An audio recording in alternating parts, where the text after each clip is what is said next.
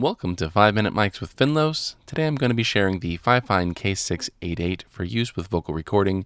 Fifine was kind enough to send over this unit so that I can give my impressions, but they have no input on this content. However, if you like what you hear and are interested in using this microphone, I will be giving this one away to a lucky viewer, so stick around to hear how you can win this microphone. This is a cardioid dynamic microphone and includes the options of using an XLR output to patch through a mixer or interface, or by plugging a USB cable directly from the mic to your PC, game system, or phone.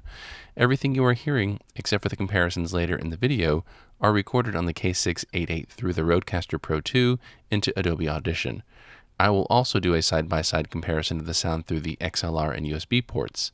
The mic includes a capacitive mute button, gain, and live monitoring volume, all for use while using with USB. At the time of this recording, this mic retails for about $80 USD directly from Fifine, but can be found for less from other sellers. Fifine has amassed quite a stable of budget microphones over the past few years, and especially since the COVID lockdowns.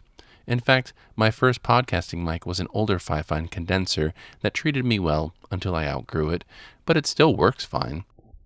As their offerings have grown, Fifine have diversified their options from entry-level user-friendly kit mics like this one to mics with heavier builds and more professional quality sound. They are certainly targeting the budget shopper, and this one is clearly aiming for gamers and streamers. What this mic has going for it is that it is ready to go right out of the box. It is USB enabled and comes with a USB-C to USB-A cable, so you can just plug it into whatever your device might be and get to work. It is permanently mounted to a metal shock mount, which is a nice feature. The shock mount itself is fairly effective at moderating heavier bangs or bumps of the desktop, but don't expect it to save you from a fist pump to the boom arm in a fit of excitement or rage. There is a small screw which looks to be accessible if you wanted to separate the mic from the shock mount, but it doesn't look like Fifine really wants you to do that.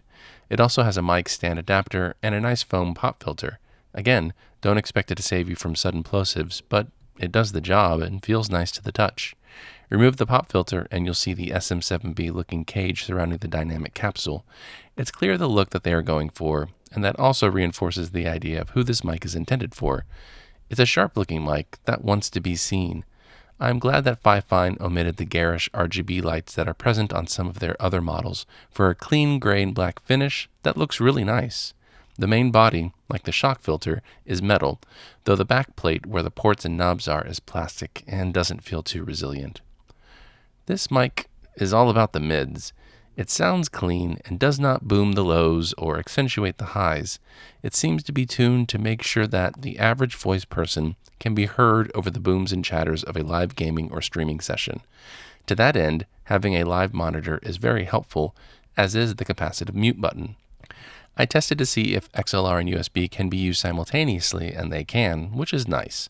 However, the USB seemed to cause a quiet but definitely noticeable high-frequency tone to bleed into the XLR feed when the volume was up high. I imagine most folks won't be using both routing options at the same time, but it's an important detail to know. Fifine also advertises this mic as good for podcasting, and I think it could function in that regard. However, for long-form content that is solo voice, the tone of the mic could become fatiguing, and it sounds a little dull. I'm sure it could be tweaked with a little EQ, but that defeats the purpose of a plug-and-play mic. I think it's helpful to consider the best use cases for this mic, and those would be gaming or streaming, or a group podcast setting where noise bleed could be a concern, as this mic is actually really good at noise rejection.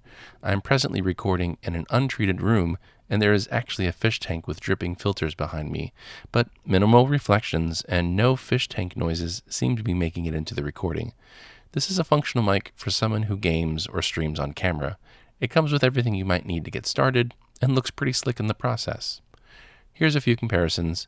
First, the K688 in XLR and USB mode to compare those tones, and then the K688 against the less expensive but more robust Fifine K669d and the professional-grade Beyerdynamic M201 TG, all dynamic microphones. They are not long, the weeping and the laughter, love and desire and hate. I think they have no portion in us after we pass the gate. They are not long, the days of wine and roses. Out of a misty dream our path emerges for a while, then closes within a dream. They are not long, the weeping and the laughter, love and desire and hate. I think they have no portion in us after we pass the gate. They are not long, the days of wine and roses. Out of a misty dream, our path emerges for a while, then closes within a dream.